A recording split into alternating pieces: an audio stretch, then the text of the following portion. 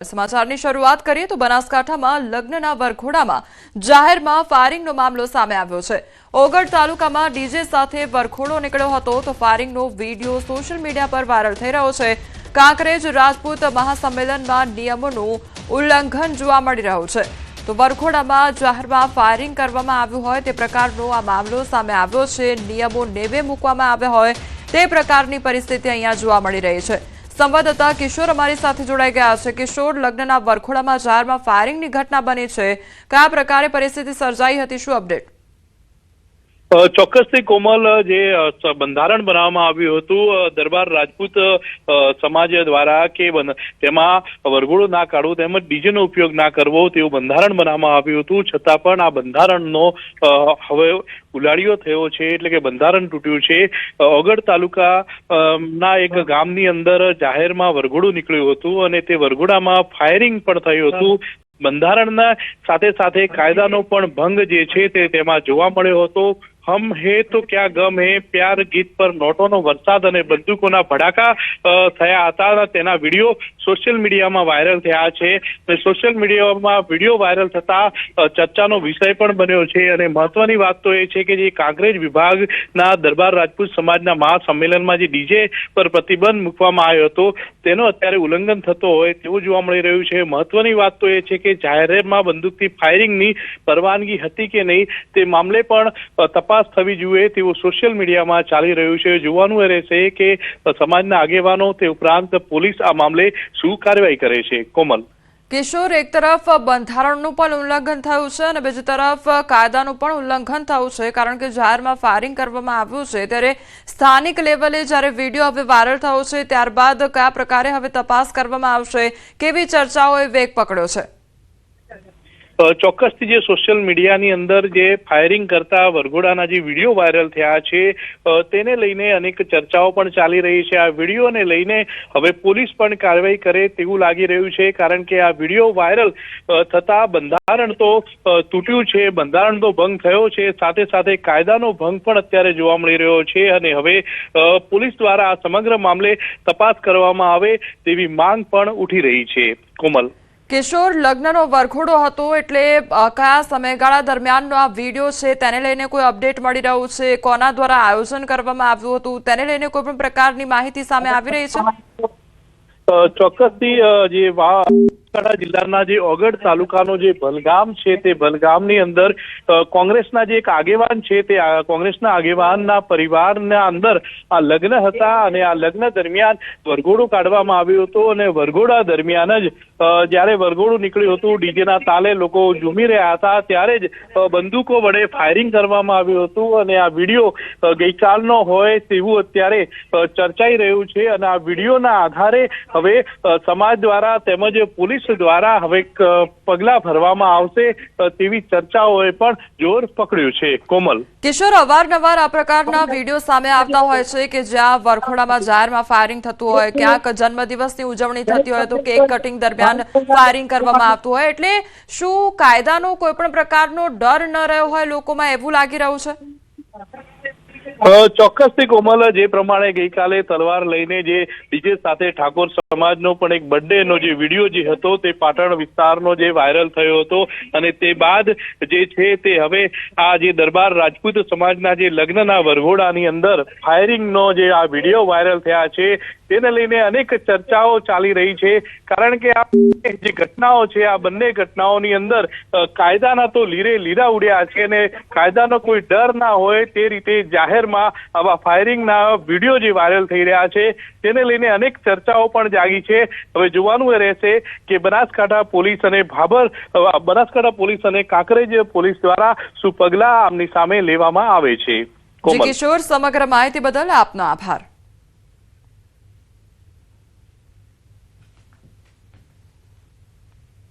સમાચારમાં હવે આગળ વાત કરીશું બંધારણની બબાલ વિશે।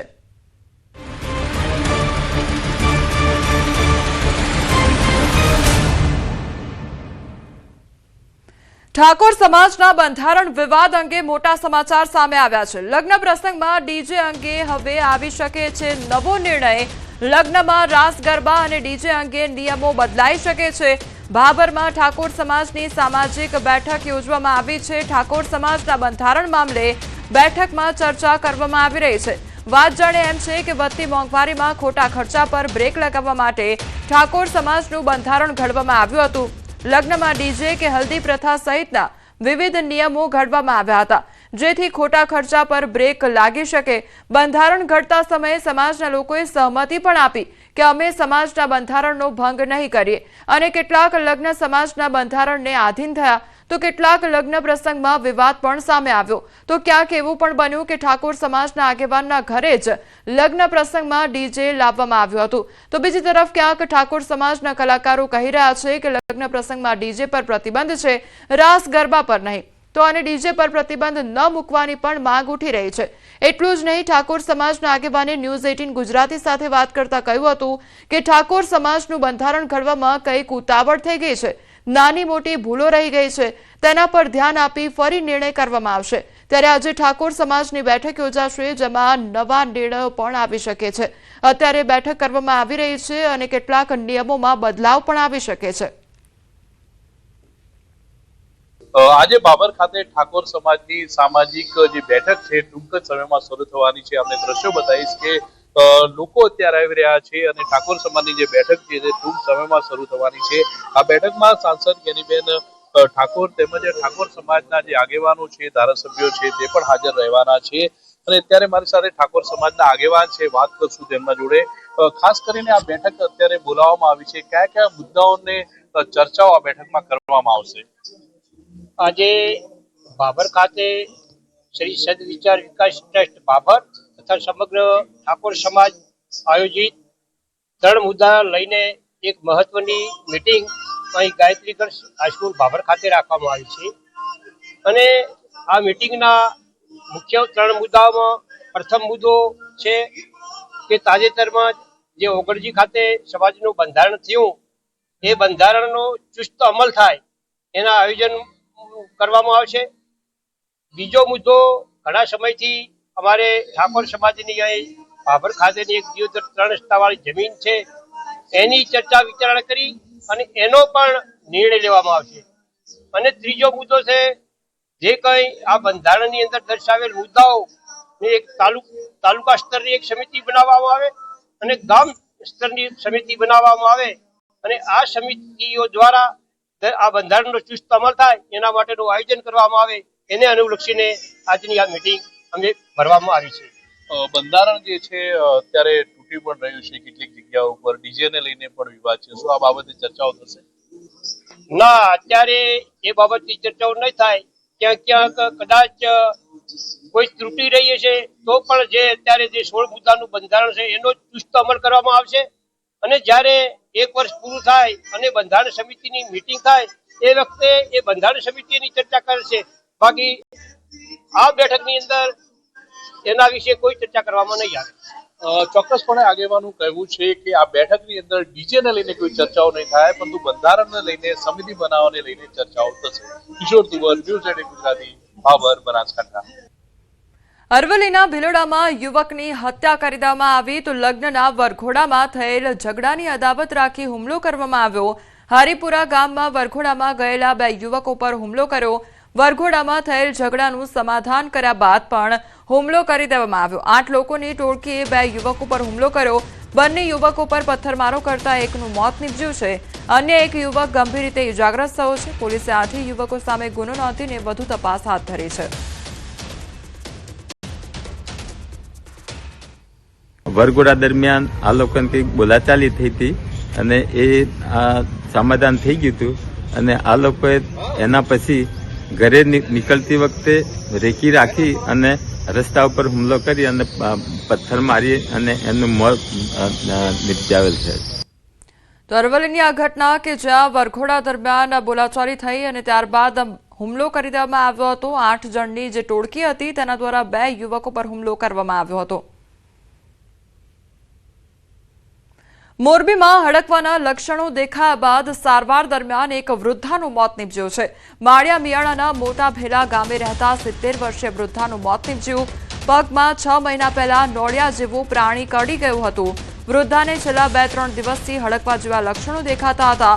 મોરબી સરકારી હોસ્પિટલમાં સારવાર દરમિયાન તેઓનું મોત નીપજ્યું છે.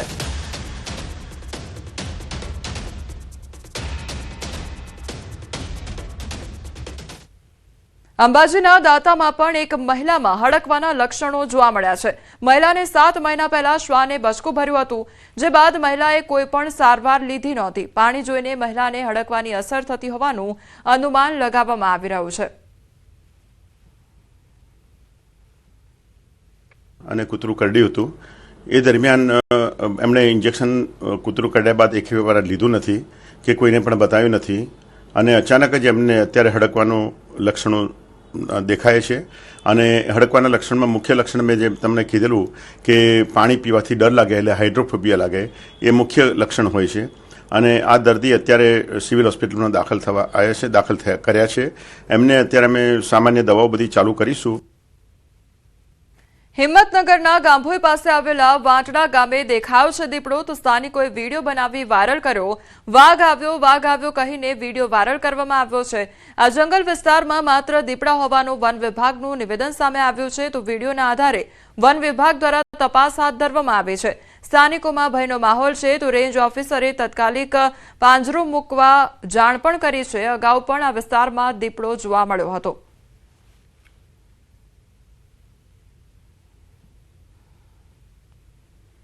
પોરબંદરના સાંસદ અને કેન્દ્રીય મંત્રી મનસુખ માંડવિયા જૂનાગઢ જિલ્લાના પ્રવાસે છે, ત્યારે તેમણે વંથલીના ટીનમસ ગામની મુલાકાત લીધી હતી. ગામડાઓમાં લોકોના પ્રશ્નોને સાંભળવા માટે વંથલી તાલુકાની મુલાકાત કરી હતી.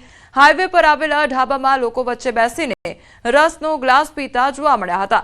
ગામના લોકોએ પોતાના પ્રશ્નની રજૂઆત કરી હતી અને તેમને આશ્વાસન આપ્યું હતું કે તેમણે કરેલી રજૂઆતને યોગ્ય રીતે ઉકેલ આવે તે દિશામાં પ્રયત્ન કરવામાં આવશે. આ જે ટીનમસ ફાટકનું સર્કલ છે એને બનાવવા માટે અમે વહીવટી તંત્રને અવારનવાર રજૂઆત કરેલી છે, પણ કોઈ પ્રશ્નનો હલ ન થતા આજ રોજ અમને માલુમ થતા માનનીય કેબિનેટ મંત્રી મનસુખભાઈ માંડવિયા આવી રહ્યા હોય અને તેના સ્વાગત સ્વરૂપે અમો ચારેય ગામના એકઠા સાથે મળી અને આજ રોજ માનનીય કેબિનેટ મંત્રી મનસુખભાઈ માંડવિયાને રજૂઆત કરેલી છે અને અમને સંતોષકારક જવાબ આપ્યો, તો અમને આશા છે કે હવે આ પ્રશ્ન અમારો હલ થશે. જનપ્રતિનિધિ તરીકે જ્યારે હું જનતાને મળું છું, એમની વચ્ચે રહું છું, એમની શુભેચ્છાઓ, એમના સહકારથી આ ક્ષેત્રના વિકાસના કાર્યો પ્રત્યે અને વિકાસના કાર્યો કરવા માટે મને પ્રેરણા અને બળ મળે છે. દાહોદમાં ફૂલપરી ઉસરા રોડ પર ટ્રક ફસાઈ અને અંડરપાસની ઊંચાઈ ઓછી હોવાથી ટ્રક ફસાઈ ગઈ, તો નેશનલ હાઈવે ઓથોરિટીની બેદરકારી છતી થઈ છે. અંડરપાસમાં વારંવાર વાહનો ફસાતા હોવાની ફરિયાદ પણ ઉઠી છે. અનેક રજૂઆતો છતાં ઊંચાઈ ન વધારવામાં આવી, તો અંડરપાસની ડિઝાઇન સામે અનેક સવાલો ઉઠ્યા છે. તો ટ્રક ફસાઈ જવાની ઘટના સામે આવી છે. જે અંડરપાસ હતો તેની જે ઊંચાઈ છે તે ઓછી હોવાને કારણે અહીંયા અવારનવાર આ પ્રકારની ઘટના સર્જાતી હોય છે. જે મોટા વાહનો હોય છે તે ફસાઈ જતા હોય છે, તો અનેકવાર રજૂઆતો કરવામાં આવી છતાં પણ કોઈપણ પ્રકારની કામગીરી કરવામાં આવી નથી અને ઊંચાઈને લઈને અનેક સવાલો પણ ઉઠી રહ્યા છે. અંડરપાસની ડિઝાઇન સામે અનેક સવાલો ઉઠી રહ્યા છે, તો સ્થાનિકો હેરાન પરેશાન થઈ રહ્યા છે. નવસારીમાં ચોંકાવનારી ઘટના બની છે. લગ્નના ગરબામાં કાર ઘૂસી જતા અફરાતફરી મચી ગઈ હતી. નવસારીના સુશ્રુષા હોસ્પિટલ નજીક લગ્ન પ્રસંગના ગરબામાં ગમખ્વાર અકસ્માત સર્જાયો. બેફામ ગતિ આવતી કારે ગરબા રમતા લોકોને અડફેટે લઈ લીધા. કાર ચાલક નશામાં ધૂત હોવાની આશંકા સેવાઈ રહી છે, તો અકસ્માતમાં 5 થી વધુ લોકો ઇજાગ્રસ્ત થયા છે. તમામ ઇજાગ્રસ્તોને તાત્કાલિક સારવાર માટે નવસારીની ખાનગી હોસ્પિટલમાં ખસેડવામાં આવ્યા છે. ઘટનાની જાણ પોલીસને થતાં પોલીસ ઘટનાસ્થળ પર પહોંચી આવી હતી.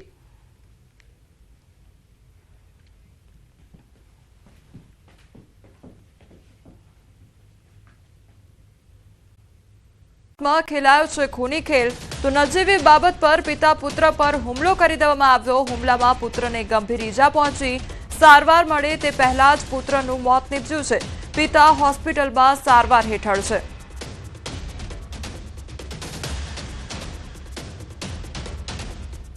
हादसा होने को 2 घंटे हो गए, लेकिन ना कोई पुलिस आई, ना प्रशासन, कोई भी आया नहीं.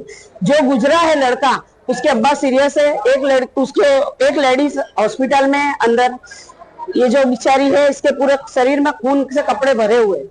मेरा कहने का मतलब है कोसाड़ आवास में एनी टाइम मर्डर होते हैं, एनी टाइम। अमरोली पुलिस सोई हुई है, प्रशासन सोई हुई है। અમદાવાદ ક્રાઇમ બ્રાન્ચે ઈ કોમર્સ કંપની સાથે છેતરપિંડી કરતી ગેંગને ઝડપી પાડી છે. પોલીસે 5 આરોપીઓની ધરપકડ કરી છે અને 20,50,000નો મુદ્દામાલ કબજે કર્યો છે. આ આરોપીઓ ઓનલાઈન વસ્તુ ખરીદી ઓર્ડર કેન્સલ કરી ડુપ્લિકેટ વસ્તુ પરત કરતા અને ઓરિજિનલ વસ્તુ બજારમાં વેચી રૂપિયા મેળવતા હતા. અમદાવાદ, વડોદરા, સુરત અને જાલોરમાં આ કામ કરતા હતા. તો કુરિયર કંપની દ્વારા ફરિયાદ નોંધાવવામાં આવી હતી. આવી અનેક ફરિયાદો મળતા ક્રાઇમ બ્રાન્ચ તપાસ કરી રહી હતી. અંતે 5 આરોપીઓને ઝડપી કાયદેસરની કાર્યવાહી હાથ ધરવામાં આવી છે. વિસ્તારમાં આવતા જ એડ્રેસ ઉપર પ્રોડક્ટને બુક કરવામાં આવતી હતી, જેથી કરીને જે એ પ્રોડક્ટ જ્યારે એકચ્યુઅલ જે વેરહાઉસમાંથી ડિલિવરી માટે બહાર આવે ત્યારે એ જ પર્ટિક્યુલર જે મળતીઓનો આરોપી છે એ જ આરોપી એ પ્રોડક્ટને મેળવી લે અને એ જ પ્રોડક્ટને ડિલિવરી માટે લઈ જાય. એક જે ગમ રિમૂવર કરીને એક કેમિકલ આવતું હોય છે, જે ગમ છે રિમૂવ થતું હોય છે, એને ઇન્જેક્શન દ્વારા એ જે પાર્સલ હોય છે એમાં ઇન્જેક્ટ કરતા હોય છે અને એથી પાર્સલ ખુલતું હોય છે. એ પાર્સલ ખુલીને એની અંદરનું જે બી પ્રોડક્ટ હોય છે એને અગાઉથી જે પ્રોડક્ટ ઓર્ડર કરેલો એટલે એમને ખ્યાલ જ હોય છે કે કઈ પ્રોડક્ટ આપણે બદલાવવાની છે. એટલે એનું એક ડમી પીસ ઓલરેડી એની પાસે કોઈ જગ્યાએથી એને ચોક્કસ માર્કેટમાં મળતી એવી જગ્યાઓમાંથી એને પરચેસ કરેલું હોય છે. મહેસાણા જિલ્લાના ઊંઝામાં વેપારીઓના ગોડાઉનમાંથી કરોડો રૂપિયાના જીરાની ચોરી થયાની ફરિયાદ નોંધાઈ છે. ઊંઝાના ઉનાવા પાસે આવેલી ડીસન્ટ હોટલની પાછળ ખોડિયાર એસ્ટેટ પાસેના ગોડાઉનમાં તસ્કરોએ હાથફેરો કર્યો. તો 12 ડિસેમ્બર 2025થી 2 જાન્યુઆરી 2026ના સમયગાળા દરમિયાન તસ્કરોએ આ ગોડાઉનને નિશાન બનાવ્યું અને હજારોની સંખ્યામાં બોરીઓ ગાયબ કરી દીધી. કુલ 3,02,28,000 રૂપિયાના જીરાની ચોરી કરી છે. આ મામલે પોલીસે 5 આરોપીઓની ધરપકડ કરી છે અને જ્યારે આરોપીઓના નામ અને પ્રોફાઇલ સામે આવી ત્યારે સૌ દંગ રહી ગયા, કારણ કે આમાં એક વકીલ પણ સંડોવાયેલો હતો. પોલીસે હાલ કુલ 58 લાખથી વધુનો મુદ્દામાલ રિકવર કર્યો છે અને અન્ય 2 વોન્ટેડને ઝડપવા ચક્રો ગતિમાન કરવામાં આવ્યા છે.